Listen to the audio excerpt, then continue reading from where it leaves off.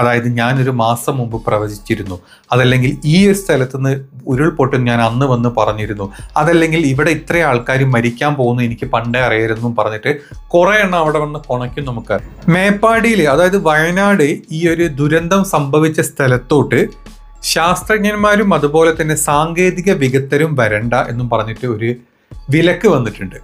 അപ്പൊ ഈ വാർത്ത കണ്ട സമയത്ത് ഈ രണ്ട് കൂട്ടരെ കൂടെ ഒരാളും കൂടെ ആഡ് ചെയ്യണമെന്നും എനിക്ക് തോന്നിയിട്ടുണ്ട്. അതായത് ജ്യോതിഷം പറഞ്ഞിട്ട്, അതല്ലെങ്കിൽ ഈ പ്രവചനോളികളുണ്ട്, അവന്മാർ അങ്ങോട്ട് വരരുത് എന്നാണ് എൻ്റെ ഒരു അഭിപ്രായം. എത്ര പേര് ഇതിനോട് സപ്പോർട്ട് ചെയ്യുന്നുണ്ട് അറിയില്ല. പക്ഷെ സത്യമായിട്ട് ഞാൻ പറയട്ടെ, ഈ ഒരു ദുരന്തം കണ്ടുപിടിക്കാൻ പറ്റാത്ത ഒരു ശാസ്ത്രജ്ഞന്മാരും, അതല്ലെങ്കിൽ ഈ ഒരു അവസ്ഥ അവിടേക്ക് വരാൻ പറ്റും, അല്ലെങ്കിൽ ഈ ഒരു സമയം കൊണ്ട് നമ്മുടെ ഇവിടെ ഇങ്ങനെ തകരാൻ പോവാന്ന് പറയാൻ പറ്റാത്ത ഒരു സാങ്കേതിക വിദഗ്ധരും അങ്ങോട്ട് വരരുത്.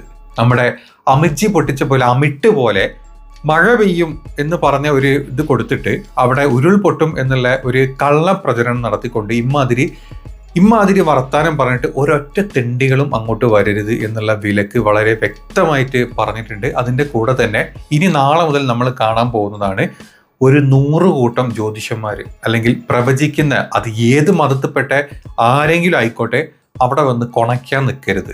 അതായത് ഞാനൊരു മാസം മുമ്പ് പ്രവചിച്ചിരുന്നു, അതല്ലെങ്കിൽ ഈ ഒരു സ്ഥലത്ത് നിന്ന് ഉരുൾപൊട്ടും ഞാൻ അന്ന് വന്ന് പറഞ്ഞിരുന്നു, അതല്ലെങ്കിൽ ഇവിടെ ഇത്രയും ആൾക്കാർ മരിക്കാൻ പോകുന്നു എനിക്ക് പണ്ടേ അറിയായിരുന്നു പറഞ്ഞിട്ട് കുറെ എണ്ണം അവിടെ വന്ന് കൊണയ്ക്കും. നമുക്കറിയാം അർജുൻ മരിച്ച സമയത്ത്, അല്ലെങ്കിൽ മരിച്ചു നമ്മൾ വിശ്വസിക്കുന്നു, അർജുൻ ഈ ഒരു അവസ്ഥ വന്ന സമയത്ത് കുറച്ച് പല സ്ഥലത്തുനിന്നും, ഞാൻ പറഞ്ഞ കേരളത്തിൽ മാത്രമല്ല, കേരളത്തിന് പുറത്തുനിന്നും കുറച്ച് പേര് ഈ സ്ഥലത്ത് പോയിട്ട് ഇതോ അവിടെ ലോറി കാണും, ഇവിടെ ലോറി കാണും, എന്നെ അങ്ങോട്ട് കൂട്ടിക്കൊണ്ടായി ഞാൻ ലോറി മറ്റേ മുങ്ങി എടുത്തു കൊടുക്കുന്നൊക്കെ പറഞ്ഞ കുറെ വൃത്തികെട്ട ചെറ്റകളുണ്ട്. ഞാൻ പറയുന്നില്ല അവന്മാരൊന്നും. അതായത് ഈ അവസരം മുതലെടുക്കുന്ന കുറെ എണ്ണം. അതുപോലെ ഈ വയനാട്ടിൽ വന്നിട്ട് ഇമ്മാതിരി കൊണയ്ക്കാൻ നിന്ന് അവിടുത്തെ നാട്ടുകാരോണ്ടും അവിടെ ബാക്കിയുള്ളവരോണ്ടും ഞാൻ പറയാനുള്ളത്, അടിച്ചോടിക്കണം ഇമ്മാതിരി ചെറ്റകൾ അവിടെ.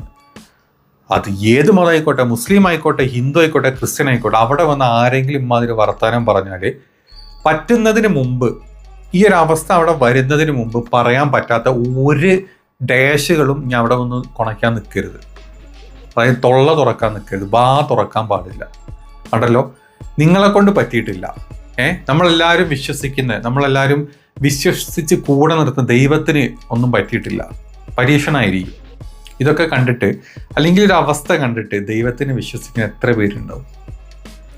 വേറെ ഒന്നും വിചാരിക്കരുത്, വിശ്വാസികളും ബാക്കിയുള്ളവരൊന്നും വിചാരിക്കരുത്. ഈ ഒരു അവസ്ഥ കണ്ടു കഴിഞ്ഞാൽ എത്ര പേര് ദൈവത്തിനെ വിശ്വസിക്കും? പരീക്ഷണങ്ങളായിരിക്കും അല്ലേ? കുടുംബത്തിലെ 5 പേരിൽ 4 പേരും മരിച്ചു. കണ്ണിൻ്റെ മുമ്പിൽ കുഴിയിൽ വീണിട്ട് മണ്ണിൽ അമർന്ന് കല്ല് കൊണ്ടുപോയി കഷ്ണങ്ങളാക്കി കൊണ്ട് നിന്ന ആളുകൾക്ക് ദൈവം കൊടുത്ത പരീക്ഷണമായിരിക്കുമല്ലോ ഇതൊക്കെ. എൻ്റെ പൊന്ന് ആളുകളെ, ജ്യോതിഷന്മാരെ, ശാസ്ത്രജ്ഞരെ, അതുപോലെ തന്നെ സാങ്കേതിക വിദഗ്ധരെ, നിങ്ങൾ അവിടെ പോയിട്ട് വെറുതെ നിങ്ങളുടെ അഭിപ്രായങ്ങൾ പറഞ്ഞ് കയ്യടി വാങ്ങാനുള്ള സ്ഥലമാക്കി മാറ്റരുത് ഈ പറഞ്ഞ സ്ഥലത്തിനെ, പ്ലീസ്.